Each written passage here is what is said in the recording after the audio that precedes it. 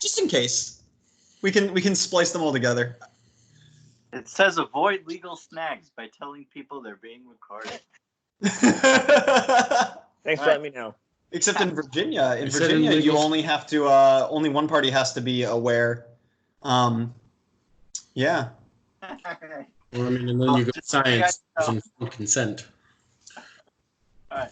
So, hello and welcome to the Super Reality Fam podcast. I am Noah, and with me today is Luke and JC, and we have another guest to replace Patrick for the day.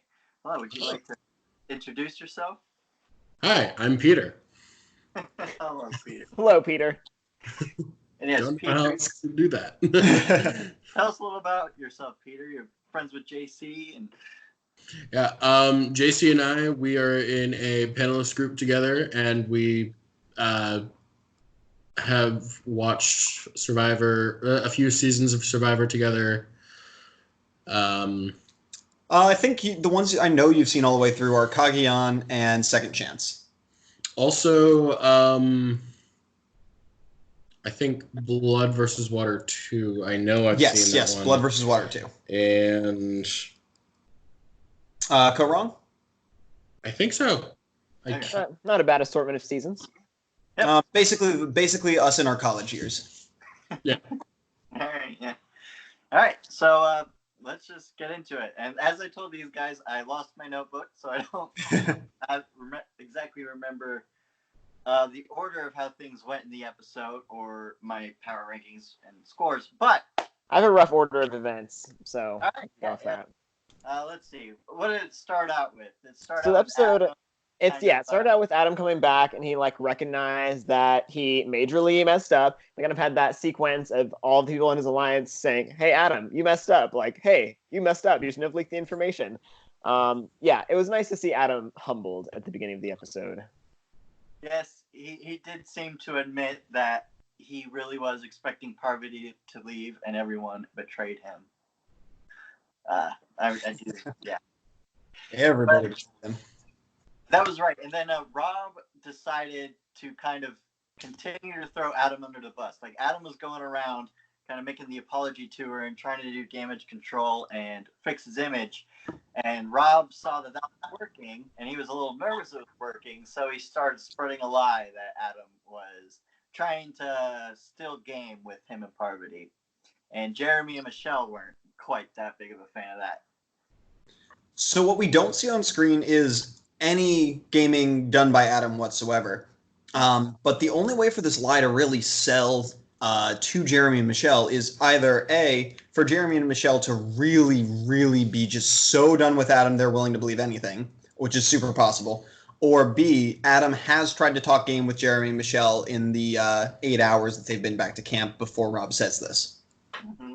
My take on the situation was that, we saw Adam working a lot around camp, and everyone's like, yeah, of course he's going to work hard. He knows he got caught. He's trying to make up for it. And so I definitely could see Adam being the type of player, when he gets caught playing too hard, he's just going to do the complete opposite. And, he'll, check him with his allies. And maybe he really did stop game talk for the most part. He could have just, been keeping his head down, doing, camp life stuff. I don't really know how much there is to say. It might be better to just kind of, play dead and, let the big threats like Rob and Parvati just be a bigger threat than he is. Or just sit around and wait till swap. Yeah. And if I remember correctly, it's kind of Adam's known as the winner who did almost everything wrong. like all of his plans failed in his first season, I think. And he was kind of on the bottom a lot, and it was kind of the fact that he was by himself a lot of the times that kind of let him get to the end, and then he ended up winning. So maybe this is just the way Adam does. He tries to do things, and it fails, and then nobody actually ends up voting him out because of it. But yeah, it's funny how somebody who fails so many times has such a big ego still. Yeah. But on that note, this play with Rob is not actually something new for him. He did the exact same thing with Jay. Mm-hmm. And it worked. And it did. He told Jay, look, here's how we're playing it. No, I'm not working with you. And then that gave Jay built up enough respect for Adam from that play So it's not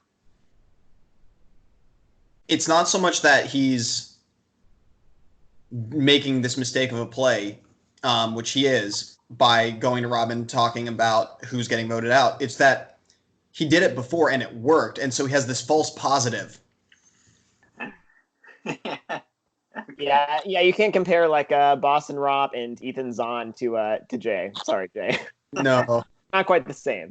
Nah, he had Jay and Michaela on his first cast, who I love them both to death. I'm excited to see Jay on the challenge this year. Who brought that up in the group chat? Oh, probably me. Okay, I'm actually going to tune in and watch the whole season, just kind of for Jay and Casey. But I don't know. We'll see where that goes.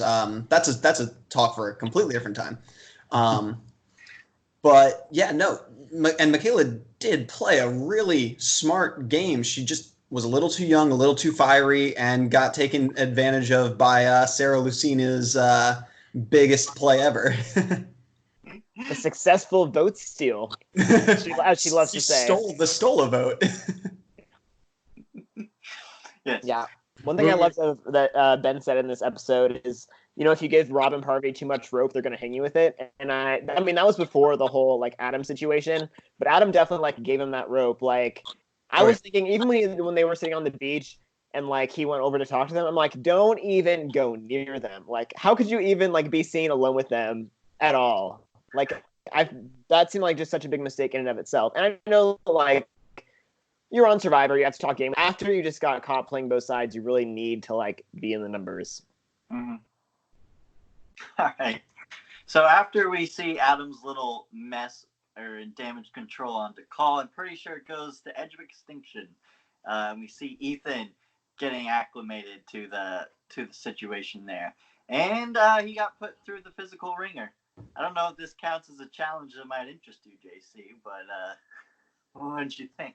So for the draft that I'm running the numbers for, I gave each Edge of Extinction person 1 point for completing this, which is on par with how I've been giving points to Edge of Extinction with their fire tokens. If they earn a fire token back from somebody, they get a point for that. So each of them got a fire token for completing this. They each got a point. And that just allows people to still actually benefit from an Edge of Extinction season, which wouldn't normally be the case. It looked absolutely brutal.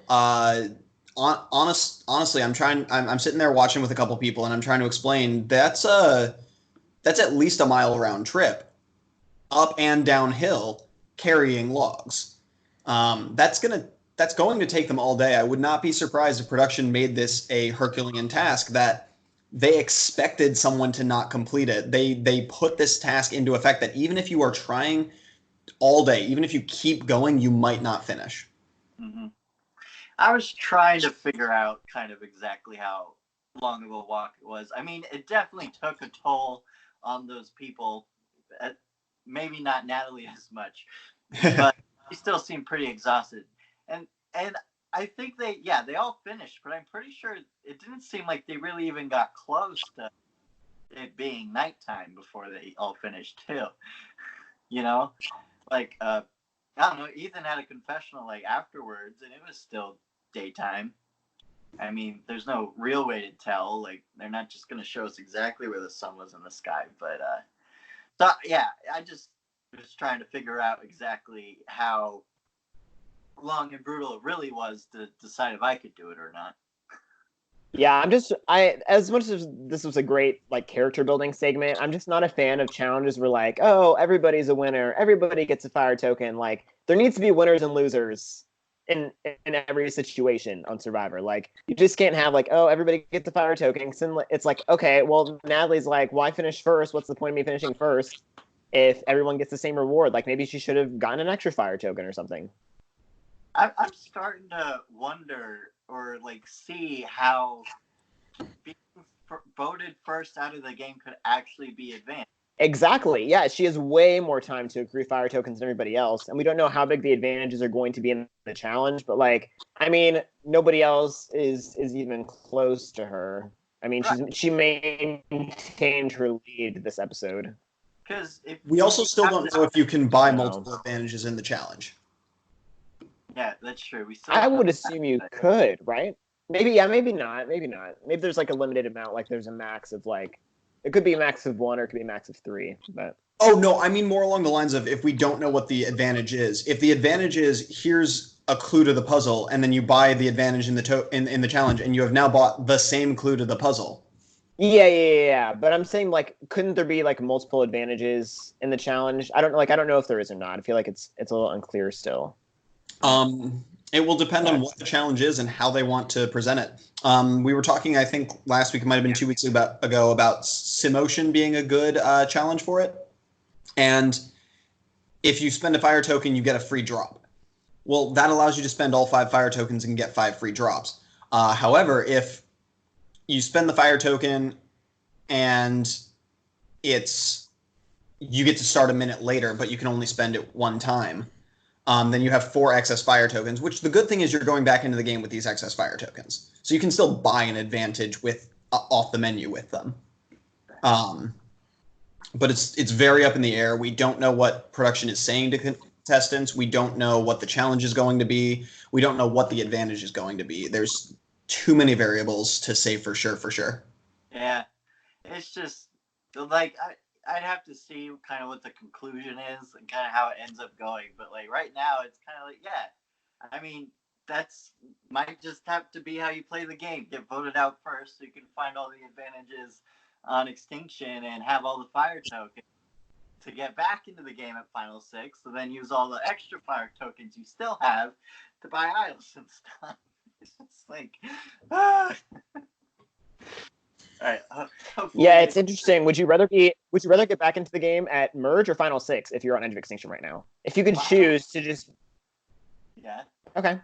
Right? I mean, because then you only have to like survive one vote, but then you also have an idol, and then just be able to make fire better than at least one other person, and then you're in Final 3, and you spend all that time hanging out with the jury.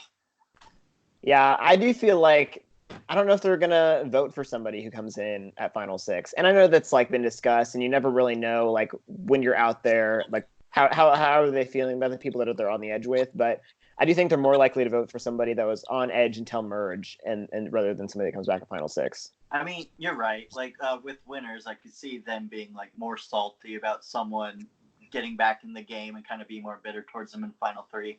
But I mean, that was what I was feeling like in the first Edge of Extinction season, where like whoever comes back at Final 6 has spent all this time with the jury, just like out, not even playing the game against them, like, so they have no reason to like be bitter towards them, and like they kind of see the person who comes back from Extinction as like a champion of them, and so they're almost rooting for them.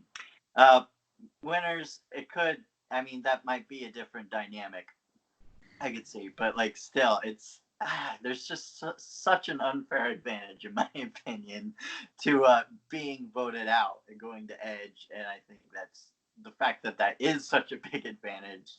I don't like. So I'm going to save it for 2 weeks from now, but I am starting to take notes on which players, if they get back in, how likely they are to revolving door. In and out again? Yep, in and then they'll be the first one voted out. But they come back with an idol. They might come back. Only if they buy it. Only if they buy it. Only if they buy it. Natalie will come back with an idol.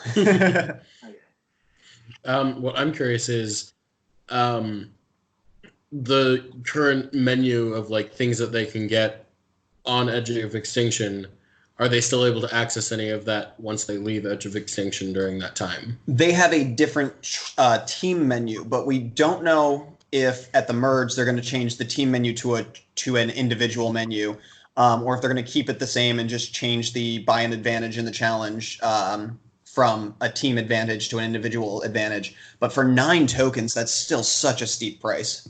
Yeah, no one's gonna ever have 9 tokens in the game. I don't think. That seems crazy.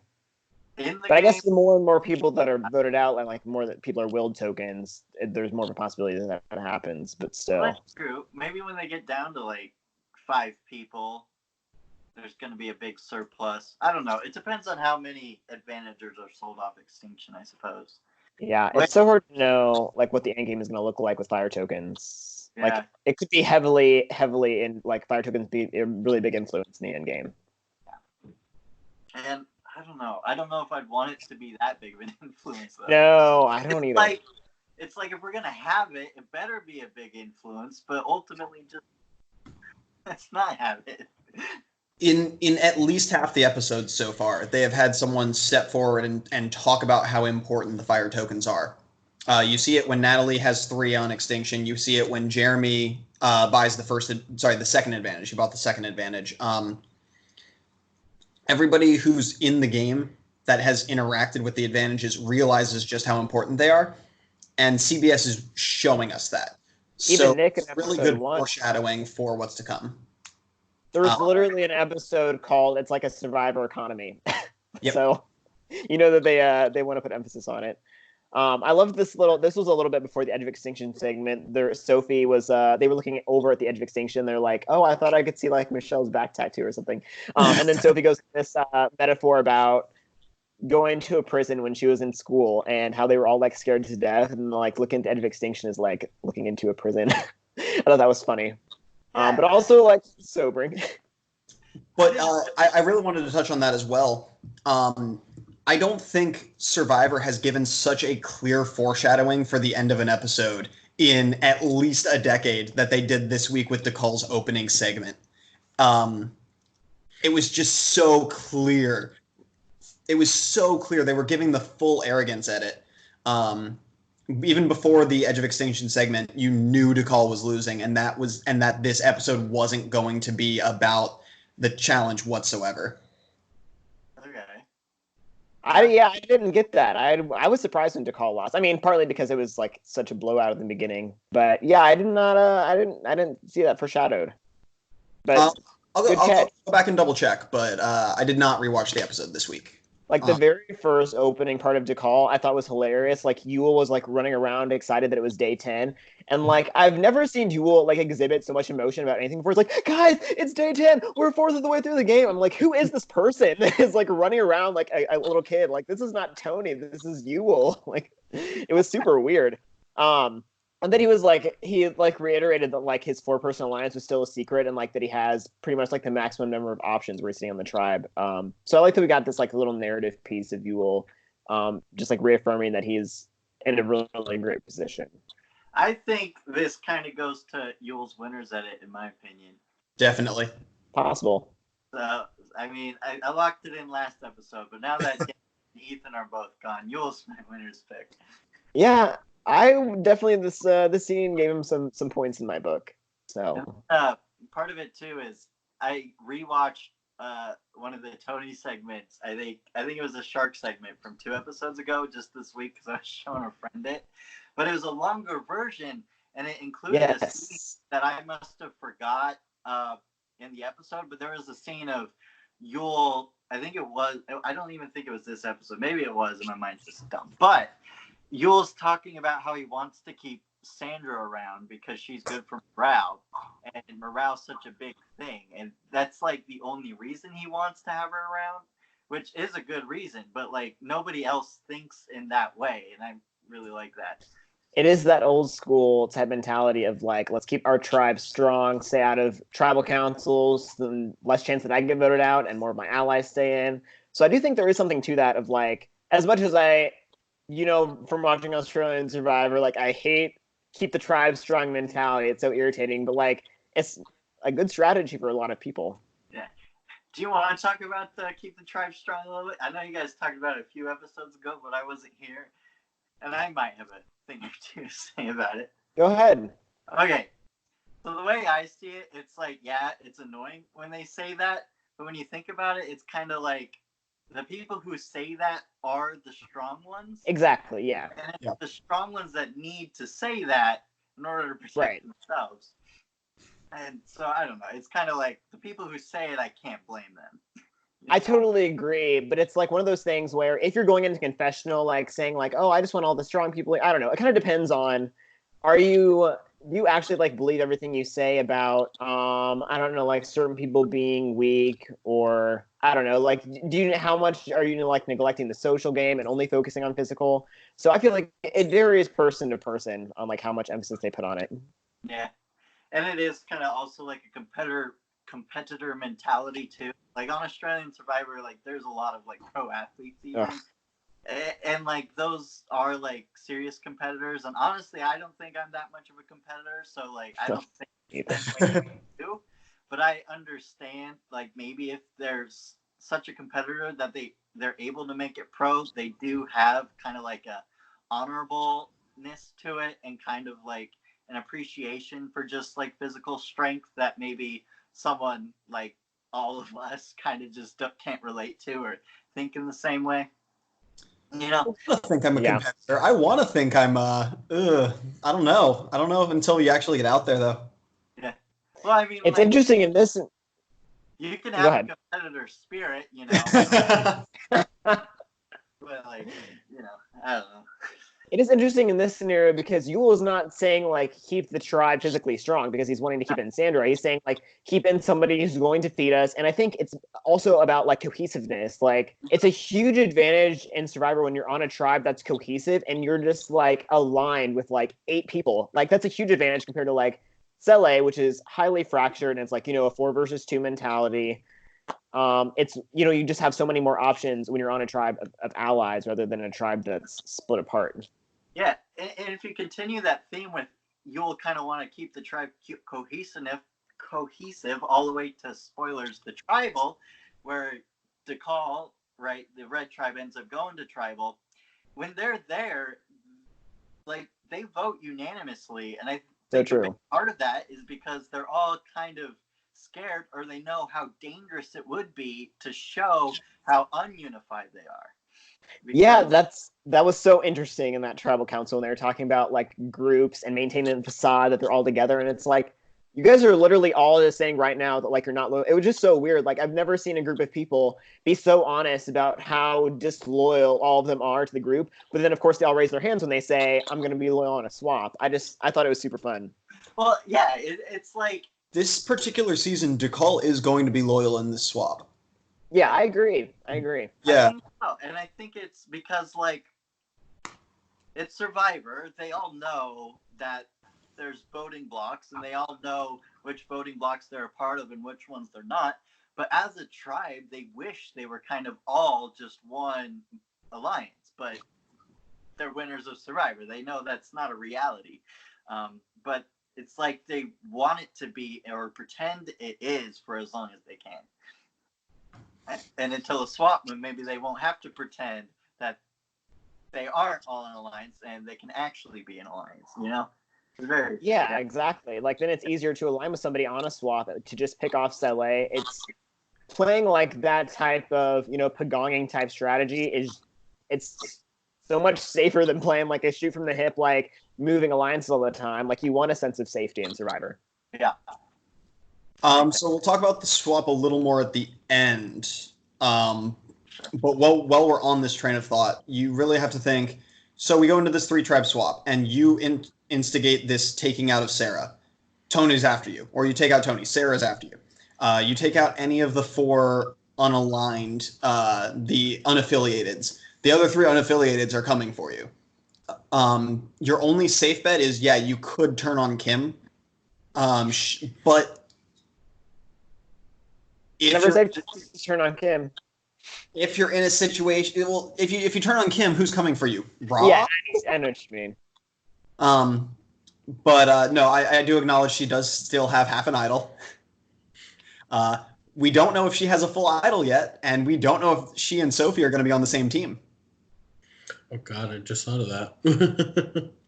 But there's so much that's going to go into play at this swap, but everybody is aware that it's about to happen. There is, if you look at this cast, maybe 2 people out of the remaining players, and the players who are on edge, maybe another 3 people who are on edge would be surprised by this tribe swap. Amber and Ethan are not big in the tribe swap era, so they might have been caught off by that, although I think they'd be aware that, like, yeah, we're going to 3 tribes. I think they're in tuned enough. Danny, she absolutely would have been caught off guard by going to 3 tribes. And then players who are in the game, maybe Denise? I don't think she would be caught off guard by switching to three tribes itself, but I don't think she's gaming the game as much as everybody else does. But Rob knows they're going to 3 at 15. Parv knows they're going to 3 at 15. Adam knows they're going to 3 at 15. Michelle probably knows they're going to 3 at 15. Ben definitely knows they're going to 3 at 15. That's upsetting. I mean, as much as you think that they might know, like the last, landmark season. So it would be in the back of my mind, like in the early game, I don't want to only play for a tribe swap, because if it doesn't happen, I don't want to be screwing myself over by like not making a big move, which is, I think, like we can talk about that when we get to Sandra's decision to like ultimately not flip. But I do think that like there's probably some question in everybody's mind, like, are we actually going to swap this season, or is it going to be kind of like, oh, it's a twist of no swaps? That's an actual decade ago that they didn't have swaps. Yeah, I know, but I mean, they started swaps in season 3, and they've had it almost like most seasons since season 3. So I don't think that anybody in Heroes Villains was like thinking, oh, like we're not going to do a swap this season. Like Survivor wants to keep you on your toes. And who knows how much. I mean, it worked out well in Heroes Villains because it ended up like being like 6-6 at the merge. So that was, great. So it wasn't like lopsided one way. And I guess, Sele was losing a little bit more. And I think that they planned out the tribe swaps in advance. I don't think there was any like Definitely. Tribe swaps. I just think it's interesting because I don't think it's safe to play for a tribe swap or not to play for a tribe swap. Like, I think you do have to like kind of have this balance of like, because I do think it is two totally different styles of play depending on if there is a tribe swap or not. Personally, I feel like if I was on it, I would never play for a tribe swap, because like you never know if it's going to happen or necessarily even when. I mean, you could probably guess and maybe, but it's kind of like you can't afford to be wrong either. Yeah. The first two votes you can play for not a tribe swap. Right.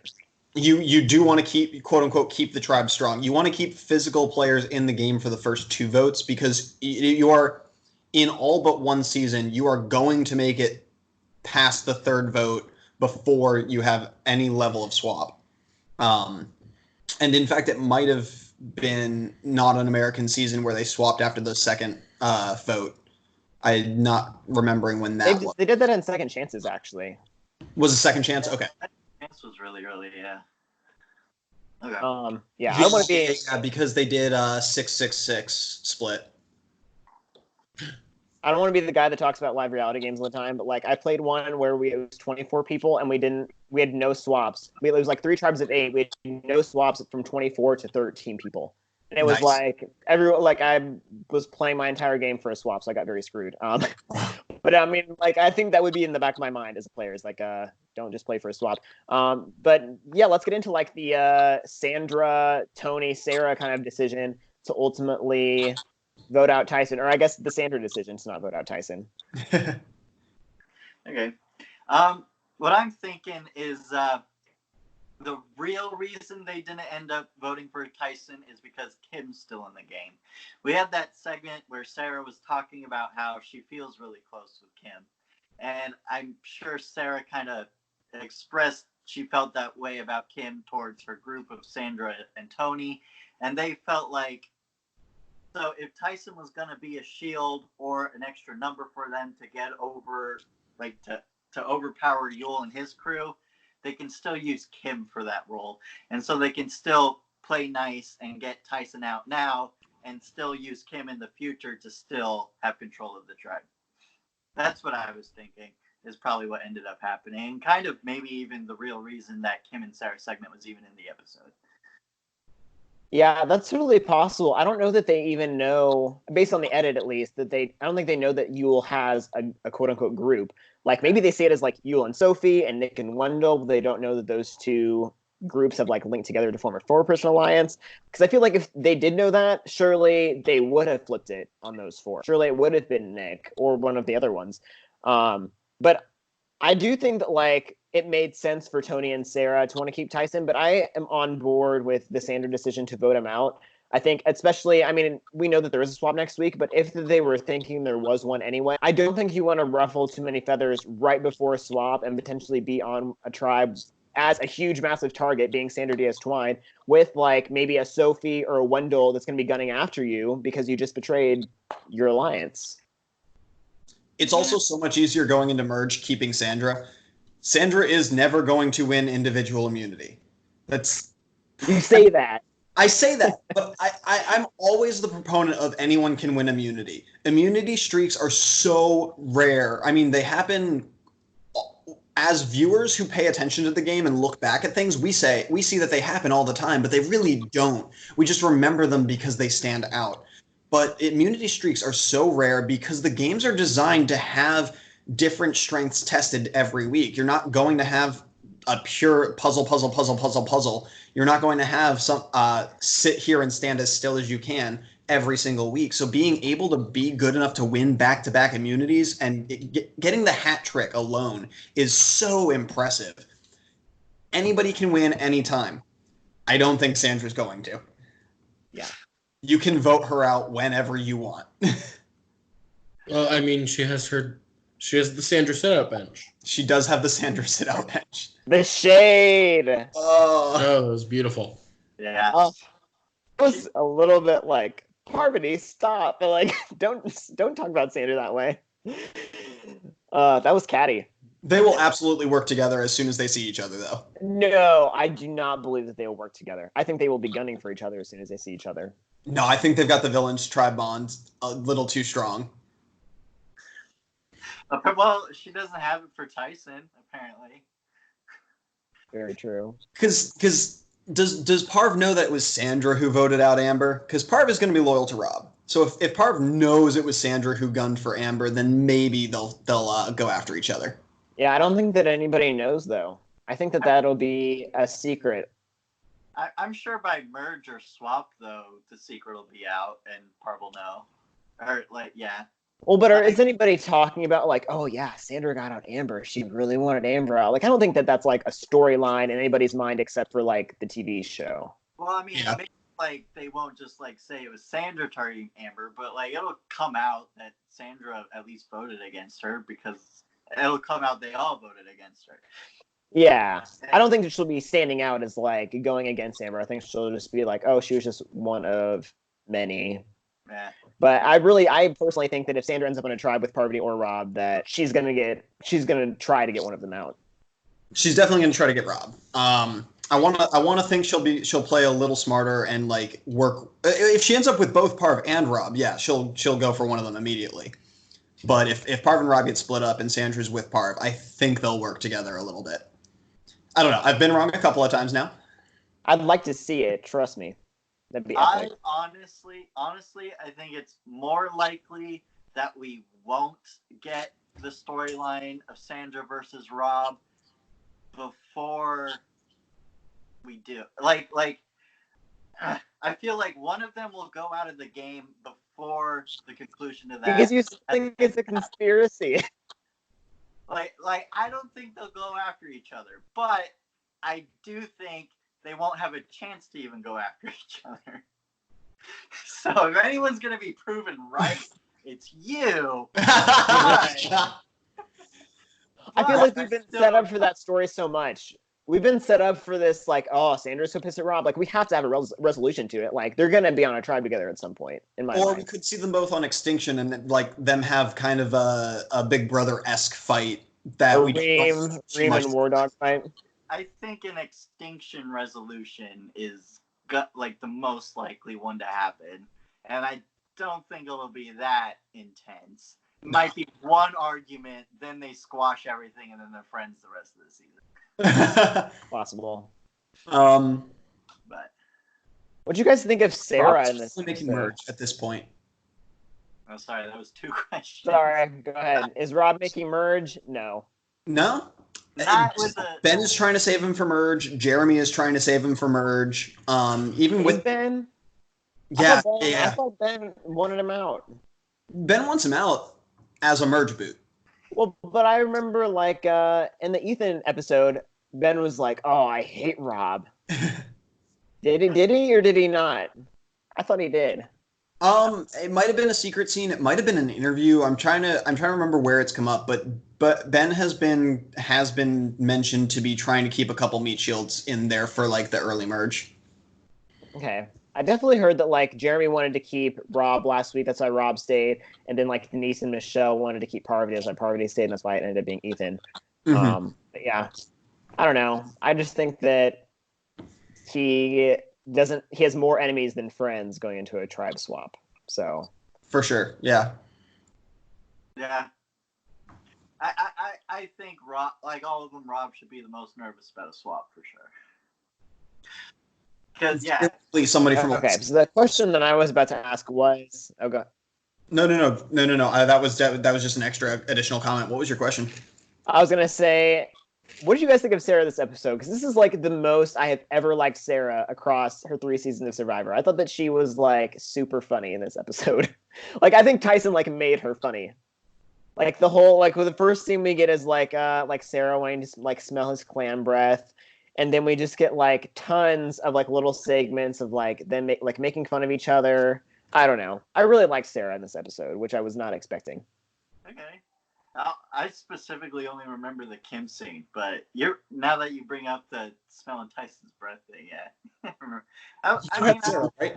I do have Sarah in our draft. I've got Sarah and Ben, and they're doing pretty well for me right now. So You're in first place. I have no idea. So because when people step up and do things individually in challenges, you get bonus points. And Sarah has done so a couple of times, I think. I mean, personally, I've never had anything against Sarah. I mean, I like her because she's Tony's closest ally. Yeah. And That's so, true. you know, I want good things for her. I feel like in general, the community does not want good things for her. I feel like in general, everyone's like, we want Sarah or Ben out first. Okay. But I feel like I'm coming around on her. Game Changers did not have a great community fan reception. It is widely acknowledged that all the good players were out first because you had to get rid of all the targets, and so anybody left is just the extras they had. But I think Game Changers was a fantastic season. I thought the pre-merge was good. I loved the post-merge. And I'm probably the only person who will say it, but if any player could ever get advantaged out, Suri is the most appropriate person for it to happen to. I didn't say it was the best. I didn't say it was the funniest. I think it's the most appropriate for it to be Suri who gets advantaged out. It just really fits her style of gameplay. Yeah. She had no votes going at her. I'm sorry. Seems like a sore. I know she's gone out in a really weird way. All 4 seasons, she's gone out in like a very unconventional. Like she's never gone out with a majority of votes against her or something like that. But yeah, yeah. All right. Yeah. Anything else on the episode? Like anything, or you want to talk about the challenge at all? I really want to talk about the challenge. You guys go first, because I've got so much to say about it. I don't got much to say. I thought it was funny. Tony and Sandra sat out, but also those are notoriously the 2 bad swimmers as well, so it's fair. And I like how Adam couldn't grab the keys. But also, to be fair, it wasn't that Adam couldn't grab the keys. Neither him nor Denise or Parvati could do it. And Well, Denise is like 5 just- foot nothing. Yeah, it's like Parvati and Denise just stopped trying at a point, so it was Adam who just kept getting up there and trying. Don't forget that. Adam missed like 5 times, but Parvati and Denise missed twice and then they gave up. Yeah, so usually on three these shortest players on the keys. Yeah. usually on these challenges, I feel like the keys are not so high up. Like usually the people that go for the keys get them like either on their first or second try. Like these were obviously like a little bit higher up, or maybe it's because like the ledge was so skinny you couldn't really jump as high. But yeah, I think that was definitely a surprise to everybody as to like how hard it was to get the keys. Mm-hmm. Parvati also had very, very bad form. Like she kept going right underneath where a key was and trying to jump. And So Parvati had, I think she gave birth 2 months before filming, so she was definitely not in Survivor shape. Just 2 months? Wow. Well, I 2 think months. I didn't it was realize 2 it was months. that soon. Yeah, Very it's close. definitely like less than 6 months. How many kids Um, does she have? Is it She just has one. Okay. Yeah, so she's definitely not in survivor shape, and so just a lot of these physical activities are going to be foreign to a body that's used to carrying a kid for 9 months. I'm trying to give her some accolades here. I mean, Like, I'm some- honestly yeah. surprised that she's even out there with Yeah, within that time frame of like, you know, child bonding and everything. There's so many things developmental wise for the child that I'm surprised she even agreed to come onto this to the season. Yeah, it's like she keeps everyone even like in the marketing beforehand and like all the confessions, they're just pushing that Parvati's a mom now.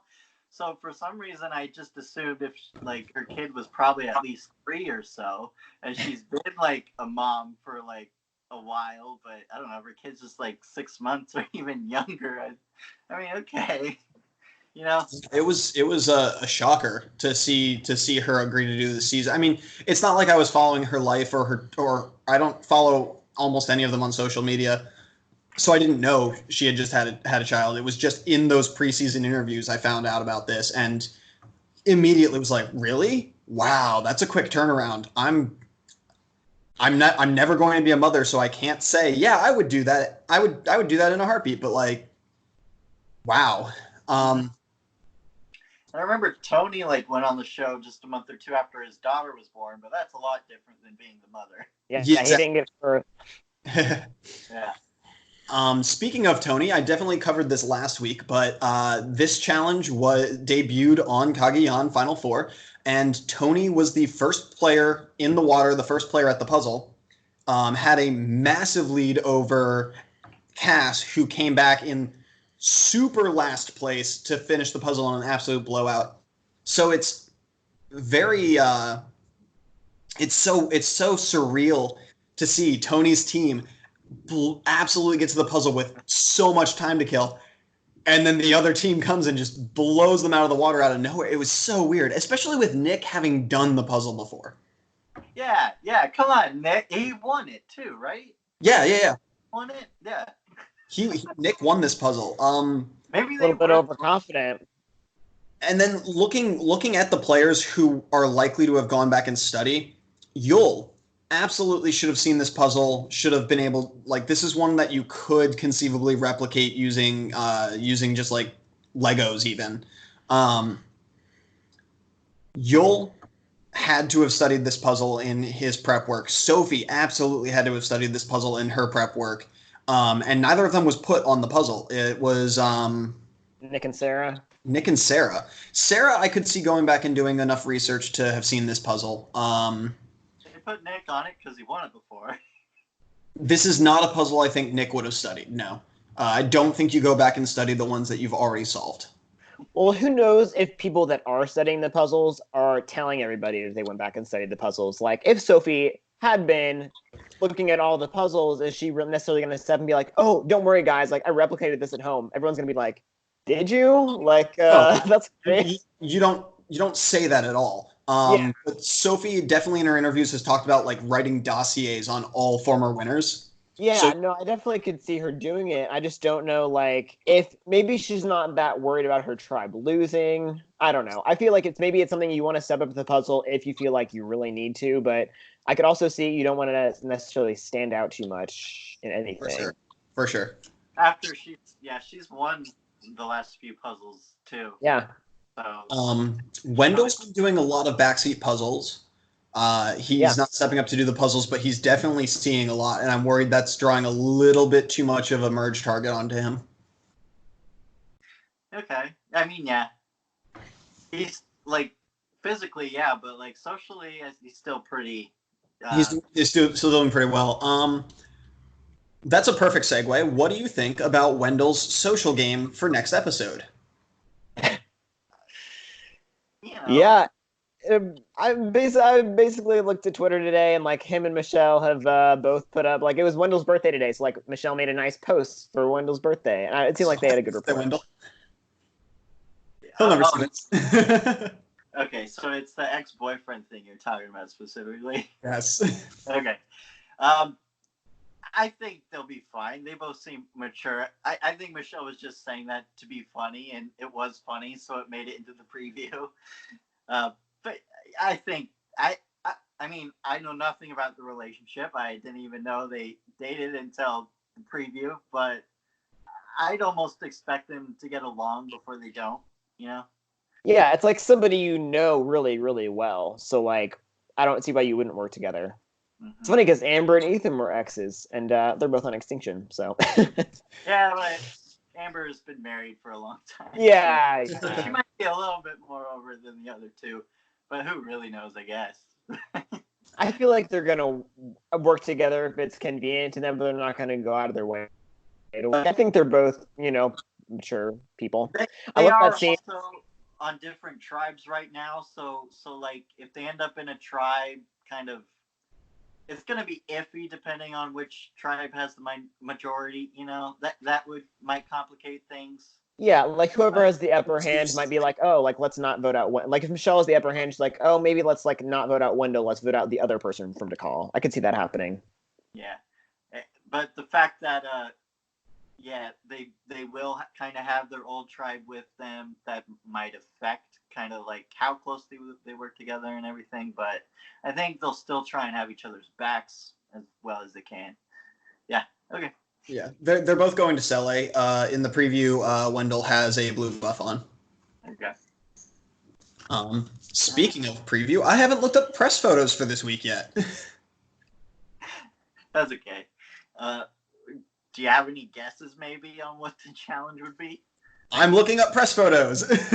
Literally doing it as we speak. Are we also sure that they're going to be doing 3 tribes of 5? Do you think it'd be 2 tribes again? With somebody going to Extinction? I just don't know. Have they ever split into 3 tribes of 5 before? Have they ever split into 3 tribes of 5 before? Yes. Yeah. Second Chances, they went from 2 to 3. Well, I know, but that was like 3 tribes of 6. You're like, right. Have they ever gone from like 15 to 3 tribes of 5? I mean, they probably have, but. Ooh. So they don't take their buffs. They don't take their buffs from the Extinction players. Wait, what? Okay. They don't take the buffs from the Extinction players. They have their old tri buffs on. Ethan has a Sele buff and Tyson has a Dakal buff in the press photos for this week.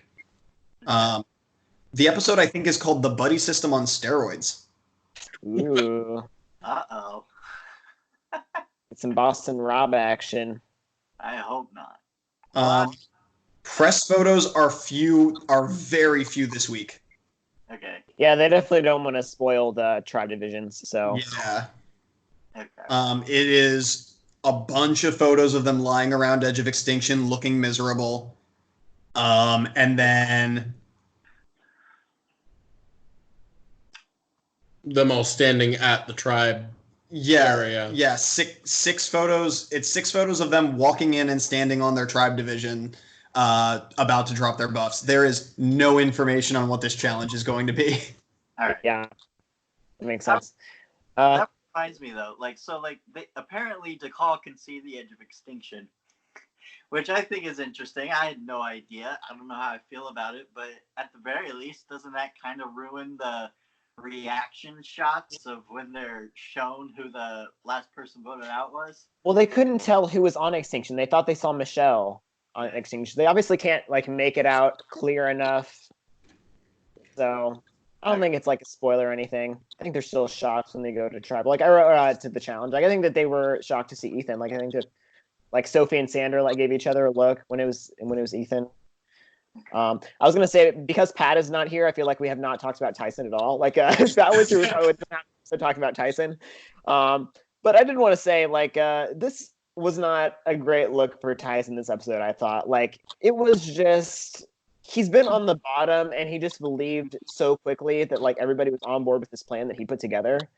And I don't know, for me, it was just surprising to see somebody who is a 4th-time player kind of get one put over on him so easily.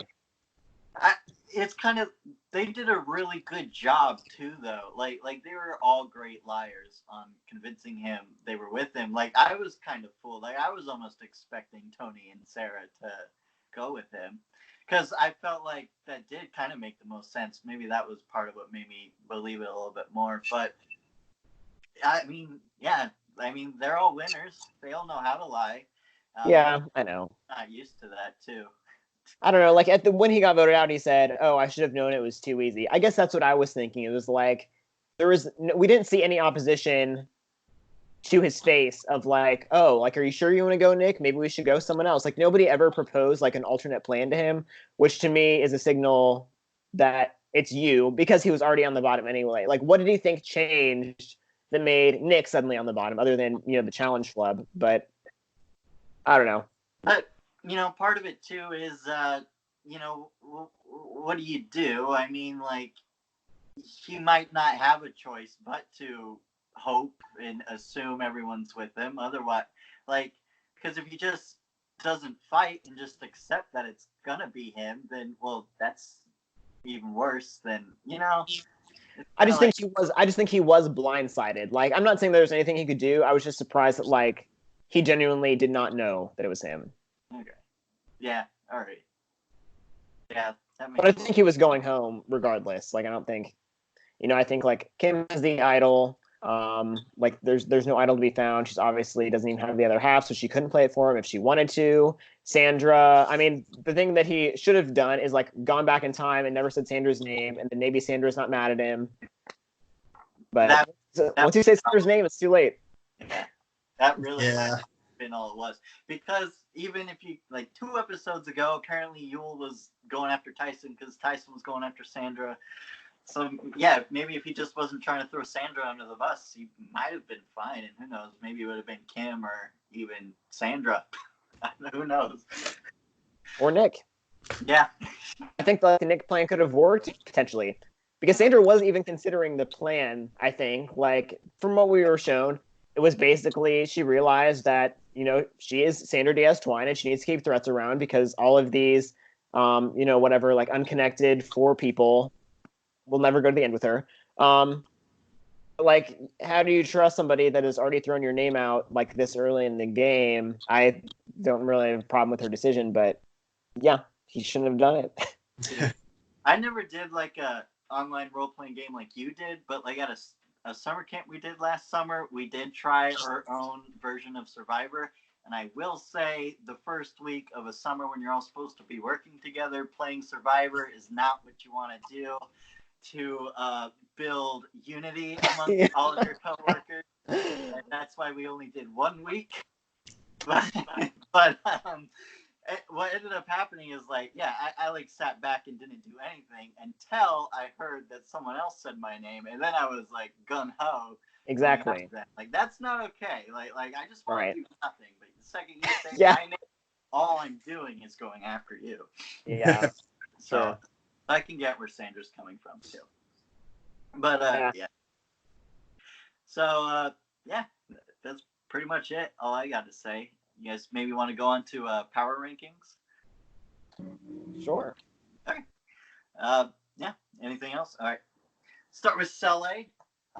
In my opinion, I still see Ben, Denise, and Adam as the top 3. But now I will say Adam's still at the bottom of those 3, with maybe Denise at the top. But that's also very loose, kind of. It's just because I think they have the majority over Michelle and Jeremy, and that's why they're just above Michelle and Jeremy on my list, and then kind of have Rob and Parvati at the bottom. Yeah, I put Michelle and Jeremy at the top. Part of it is like they've had a lot of airtime, so we're seeing a lot of things from their perspective. But it seems like that they have the most amount of options. Like I think that like Denise and Ben are both kind of. They're not really like leaders per se. Like I think they're both kind of taking initiative from Jeremy and Michelle. So I put them at the top with like then Denise in 3rd and then Ben 4th. And then I think that Adam is at the bottom now. Like I think that in terms of power rankings, like who has the least amount of power? Like I think Adam. No one is listening to what he's saying. That being said, he could stick around for a while. And then I had like Rob in 5th and Parvati in 6th. Yeah. Sounds pretty right. JC and Peter, any differences? Yeah, You've got the so numbers. so going for the full season, Ben is sitting at the top, but going just on this particular episode, Rob is really high up there. He doesn't have any social interactions that he has to be making because his tribe won, and he came in and absolutely killed the puzzle. So Rob and Michelle are sitting right there at the top. Ben and Jeremy are not far behind. Denise might have been invisible that episode. Other than the failing to get keys, I didn't really see too much of Denise. So she, Parvati, and Adam are all at the bottom. Despite doing well in the challenge, I've got Adam at the very bottom because Rob really did pull one over on him with that play. Okay, this was something I was gonna bring up, but I forgot. Do you think that You're cutting out, Luke. think that Adam was this kind of? Oh, I'm sorry. Yeah, you cut out. You want to just repeat that? Okay. Yeah. Yeah, I was just gonna say, do you think that the edit was actually? Do you think that Adam was actually going to go home if that tribe went to tribal council, or do you think it was kind of like an editing trick of like, would it actually have been Robert Parvati? Because Jeremy said at the beginning of the episode, like, there's no reason to get rid of Adam now. He's powerless. I don't know. Like, it would just seem kind of like the edit was making us think that it was Adam, but I kind of think that would have still been Robert Parvati. I think it ultimately no, but I think it would depend because I think Adam, Denise, and Ben are still a trio, and so but if Rob and Parvati did team up with Michelle and Jeremy, they would have the numbers. So I think it depends on whether Jeremy and Michelle would rather work with Rob and Parvati than the other three. Which maybe they would because they know they'd be outnumbered by the other three. But, yeah. We will never know. That's true. But this is when Denise plays the idol. Oh. I don't think that she's playing it for Adam. I feel like Denise is pissed at Adam. Possibly. We're just not seeing enough of her to know. I'm curious in like a postseason interview, hearing what Michelle or Jeremy would have to say in regards to what they were thinking. Definitely. But, okay. Well, on to the call. Noah, do you want to go start with the call? Yeah, but I think it's exactly the same as what I had last week.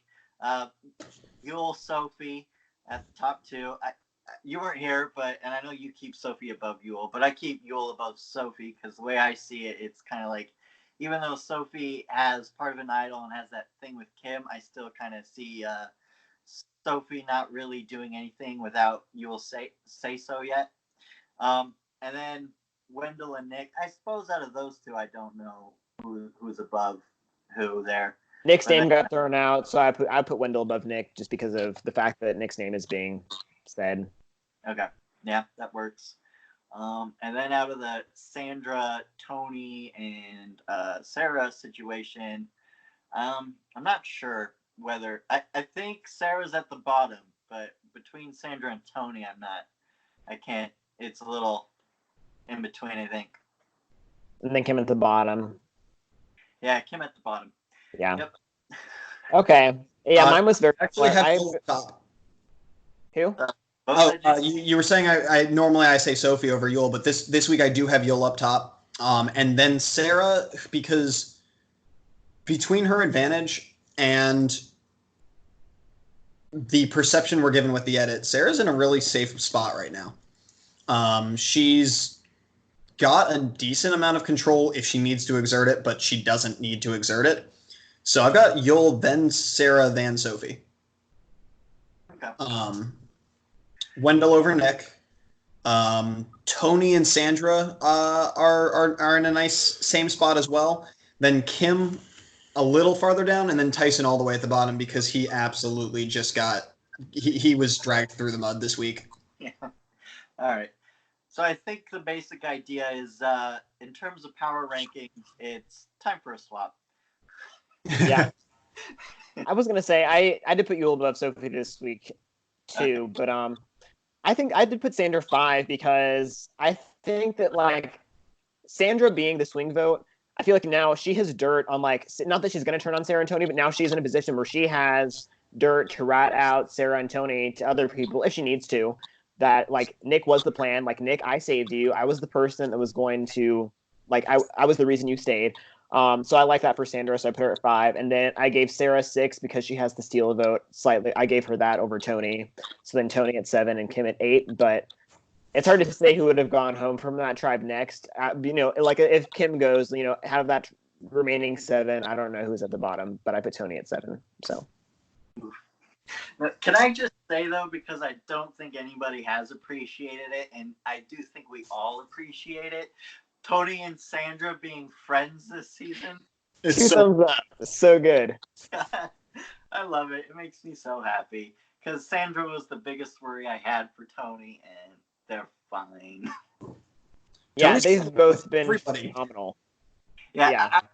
I did hear preseason that when they were both hanging out at Ponderosa, when they were both voted out pre-merge and game changers, like, before they all were flown back home officially, they had some bonding and got to know each other a little bit. Because I think Sandra's story was that, like, Tony in her head was Russell again, and she didn't want to deal with that, but then she got to know him a little better and saw the differences. Yeah. I mean, Tony was playing bad in Game Changers. Like, I understand why they voted him out. But I mean, I think that they've been two of like the best characters of the season so far, Sandra and Tony. I think they've both been great TV. Yeah. All right. Any last words, guys? Mm-hmm. All right. What's the probably won't happen, but you'll really want to see it happen for next week? What's that stretch goal that you got? That call your shot, like it's going right there. What's gonna happen that isn't possible, but like it's gonna happen? Oh man. Island person comes in at swap. I don't know. My thing that I want to happen that definitely could happen is I want to see Sandra take out Rob next week. Okay. I want to see it. I want to see that storyline completed in the first episode of the swap. Watch Tony implement a buddy system to take out Rob. Spy Shack 3. Spy Shack 3, okay. Spy Bunker 2.0 too. I'm gonna go with they learned their lesson from Edge of Extinction season, and instead of somebody coming in at merge and somebody coming in at final 6, they're gonna bring somebody in now, do 2 teams of 8, and then do someone really like mid merge, maybe final 9, and they're just gonna move when people come back in up a little earlier. I don't think it's actually gonna happen, but it's not impossible.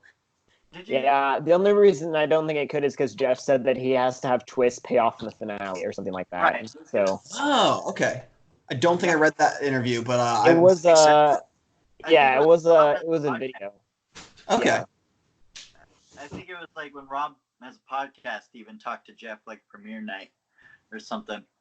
Yeah, because Rob had always recommended like that he was fine with somebody coming in at merge, but somebody coming in at final 6 is way too late, and they can just win to the end or like idle themselves to the end. And Jeff said the reason they do it at final 6 is like the Twist has to play a part in the finale, or else it's not a part of the season. Some BS like that. I don't know, but there's definitely gonna be somebody coming back at final 6. Okay. I think it's important to note though, like if it was the exact same thing we saw Luke though, it was Jeff did seem open to the idea and understand what Rob was saying. Yeah. But then that was Jeff's answer as to why they do it the way they do and as someone who actually like wants to be like a screenplay writer and like I really like structure and stuff, that does make sense to me in a way. Although as a fan of fair gameplay and stuff, I don't like it. But like as a show, it makes sense. And from a structure perspective. But Jeff does see the flaw and kind of the unfairness in the final 6 thing. Yeah. And I guess like in a season with like a different type of theme, like healers versus heroes versus hustlers. Like, did that theme play off in the finale? Like, I don't. Maybe it just doesn't make it. I feel like that's not necessarily a through thing. Like, you can't, because it is reality TV and because these are just like human people. Like, you can't always have the theme play out in the exact way that you want it to. Maybe maybe that was just sorry, I keep saying they edited it so that Ben would be the hero in the end, kind of the underdog that came out on top. Yeah. Wait, was Ben Whatever. on the heroes team to start? He was a hero. Yeah, and oh man, why am I blanking on names? Oh wow, the younger kid was a hustler. Brian was a was a hustler, and then Chrissy was a healer. hero. Oh, she was a hero too? Oh, okay. Yeah. She was a mom that was also an actuary. Okay. That was why she was a hero. Gotcha. I don't know. And I will say, I think if you actually go back and test it, or like put the theory I'm about to say like to the test, I think you'll find that in terms of public perception or like fan perception, it's the seasons that are themed after the are the ones that end up being not so great, and then it's the ones that are themed after the way the cast is divided that end up being the good ones. Because the themed ones are Redemption Island, One World, or something, right? Edge of Extinction, Yeah. But then you got It's turned into a decent season. What? Sorry. Edge turned into a decent season. The twist itself was not very well liked, but the season was not a bad season. I think the finale itself was like one of the best episodes. But yeah, okay, you're right. But Exile Island was a I'll fantastic season named after the twist, though. agree with that. Exile Island was good, but I do not think that 38 was well received. I think that it was in general poo-pooed. Yeah. And then Island of the Idols. I mean, Island of the Idols. Yeah. The winner never went to the island until it was done. I mean, I think that could have been a fantastic season without the dance stuff. Like, I think the cast was super good. So We'll see a number of returners from Island of Idols. Yeah, I think so. Definitely. All right. I think that's a good wrapping point for this week, guys. Yeah. Yeah. It's been good. Wish we could have Patrick. Hopefully next week, all 4, maybe 5 if Peter wants to come back. But maybe we could all finally be able to sit down again together. Yeah. Let's definitely do it late afternoon, because the morning I'm going to be out doing Pokemon Go. It is Abra Community Day. Pat will also probably be out playing Pokemon Go, if I'm not mistaken. Cool. If he's not sick. Yeah, that's true. Not coronavirus. Yeah. Yeah. Hopefully that doesn't happen to any of us either. But I'm just super paranoid about it personally. It's a little irrational, maybe even I'd admit, but still. All right. So thank you for watching the Super Reality Fan Podcast. We'll see you again next week. Hopefully we'll have another podcast or 2 about Australian Survivor coming up by a few of these guys. But yeah, see you around. Okay. Bye, guys. Yeah. Bye, guys.